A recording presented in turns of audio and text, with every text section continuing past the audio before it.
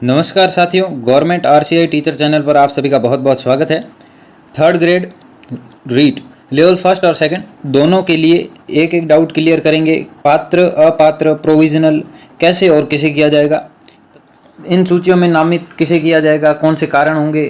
तो सबसे पहले बात करते हैं पात्र अभ्यर्थियों के लिए। डिप्लोमा 10th 12th मार्कशीट या फिर किसी भी तरह के डॉक्यूमेंट में कोई मिस्टेक नहीं होगी तो उनका सीधा नाम है वो फाइनल लिस्ट में आएगा और वो पात्र अभ्यर्थी होंगे, उनको प्रोविजनल में नहीं रखा जाएगा। कि अपात्र अभ्यर्थी है वो आप कैसे होंगे। अपात्र के लिए ऐसे अभ्यर्थी जो विज्ञप्ति की शर्तों का सीधा सीधा उल्लंघन करते हैं, जैसे शैक्षिक योग्यता आवेदन की अंतिम तिथि से पहले की पूर्ण होनी चाहिए। एक निश्चित रूप से शर्त है कि आपकी शैक्षिक योग्यता है वो आवेदन की अंतिम तिथि से पूर्ण होनी चाहिए थी। ऐसे अभ्यर्थी जिन्होंने कैटेगरी में कोटा रिजर्वेशन का उपयोग किया है, जिन्होंने कोई भी रिजर्वेशन लिया या फिर किसी भी प्रकार का वो आपने आरक्षण कोटे का प्रयोग किया, जैसे कि स्पोर्ट्स कोटा हो गया, किंतु उनके पास है वो सर्टिफिकेट उपलब्ध नहीं है या फिर फर्जी है, जिनके भी फर्जी सर्टिफिकेट हैं या आपके पास उपलब्ध नहीं है तो वो अभ्यर्थी अपात्र हो जाएंगे। और एक पॉइंट होगा कि अभ्यर्थी जिन्होंने राजस्थान का मूल निवासी है वो स्वयं को राजस्थान का मूल निवासी बताया पर किंतु वह राजस्थान के मूल निवासी नहीं है या फिर उनके पास कोई प्रमाण नहीं है राजस्थान के मूल निवासी होने का, इस बिंदु पर गौर करें।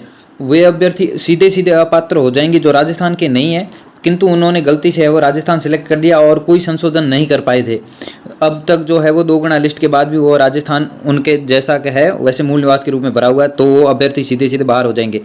ऐसे अभ्यर्थी जो आयु पूर्ण हो चुकी, यानी कि जो पात्रता की आयु थी कि इससे पहले आपका रिजल्ट आना चाहिए, ये आपकी अधिकतम उम्र है, वो जिनके भी आयु पूर्ण हो चुकी वो अभ्यर्थी सीधे सीधे बाहर हो जाएगा। या फिर जिन्होंने BSTC जो डिप्लोमा DLED होता है उसको निश्चित अवधि के बाद किया है, यानी कि एक DLED के लिए उम्र फिक्स है राजस्थान में 28 वर्ष, इसके बाद में अगर किसी ने डिप्लोमा किया है DLED तो वो अभ्यर्थी भी सीधे सीधे इसमें बाहर हो जाएगा।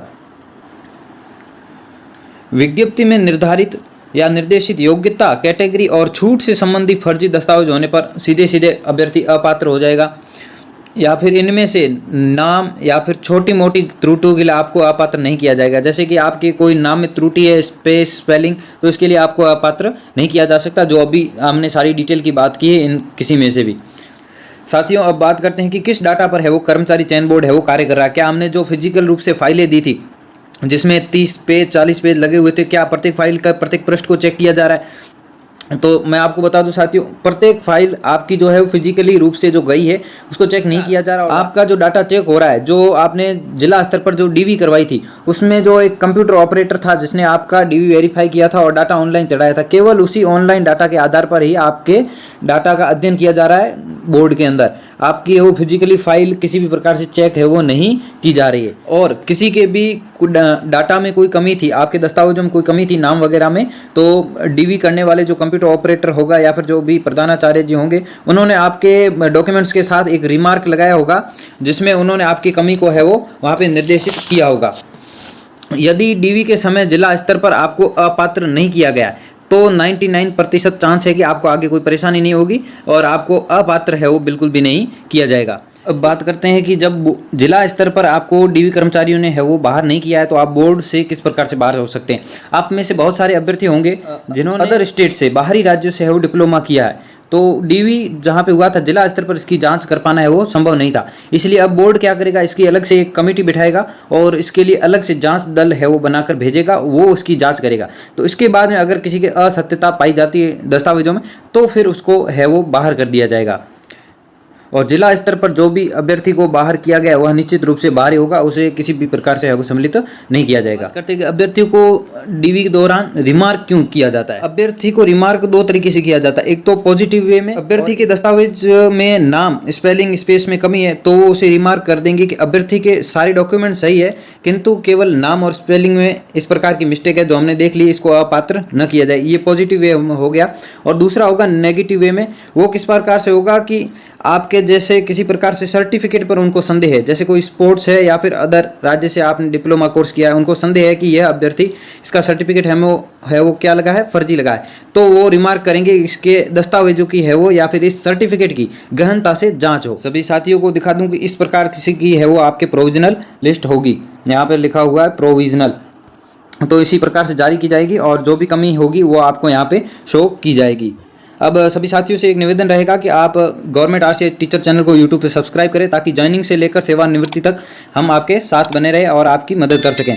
और लेटेस्ट अपडेट पाने के लिए हमारे टेलीग्राम चैनल को भी ज्वाइन करें। और सभी साथियों से निवेदन रहेगा कि सबसे पहले अपडेट है वो यूट्यूब के अंदर कम्युनिटी टैब में आती। तो अब बात करते हैं प्रोविजनल लिस्ट के बारे में या प्रोविजनल सूची के बारे में। वे अभ्यर्थी जो विज्ञप्ति की शर्तों को तो पूर्ण करते हैं, परंतु दस्तावेजों में जिनकी त्रुटि पाई गई, अब उन्होंने शर्तें पूर्ण कर ली है, वह दस्तावेज सत्यापन के लिए योग्य हैं, लेकिन उनके दस्तावेजों में कोई त्रुटि, तो वो अभ्यर्थी है वो कहाँ आएंगे? प्रोविजनल लिस्ट में है वो आएंगे। त्रुटि से तात्पर्य क्या होगा कि नाम, मात्रा, स्पेस, स्पेलिंग में मिस्टेक है तो किसी भी प्रकार से आपको है प्रोविजनल नहीं किया जाएगा। इसके लिए आप ध्यान से सुन लें एक बार। और प्रोविजनल में तभी रखा जाएगा जब उन्हें लगेगा कि इनसे मेरिट प्रभावित होगी। जैसे मेरिट किस प्रकार से प्रभावित हो सकती है?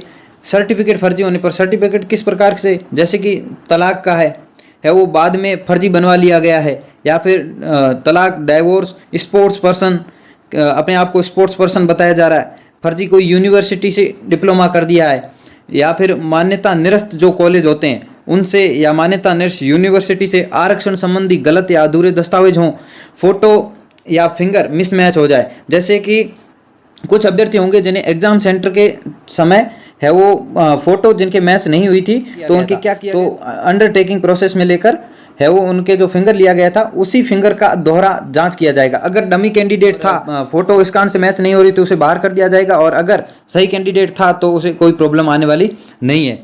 प्रोविजनल सूची से तात्पर्य अस्थायी चयन से होता है कि प्रोविजनल सूची में आपका चयन भी होता है, आपका मेरिट क्रमांक भी आता है, लेकिन आप प्रोविजनल रहते हैं। जैसे कि आप 2 गुना कट ऑफ में अभी हैं, आपको फाइनल डिक्लेयर नहीं किया जाता है। सिलेक्टेड आप रहेंगे, मेरिट में भी आपका नंबर रहेगा, किंतु आपका फाइनल रिजल्ट न जारी करके आपको प्रोविजनल लिस्ट में है वो रखा जाता है और प्रोविजनल लिस्ट जारी की जाती है।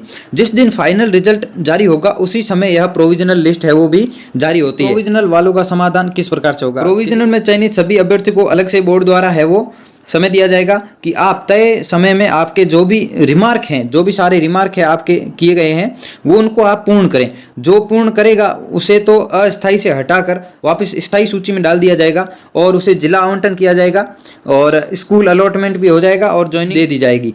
जो भी अभ्यर्थी अपने रिमार्क को पूर्ण कर लेंगे, त्रुटिपूर्ण न कर पाने की स्थिति में उन्हें अस्थायी से भी निरस्त कर दिया जाएगा, अर्थात आपको प्रोविजनल से भी बाहर कर दिया जाएगा और अपात्र कर दिया जाएगा जब आप अपनी कमी को पूरा नहीं कर पाएंगे।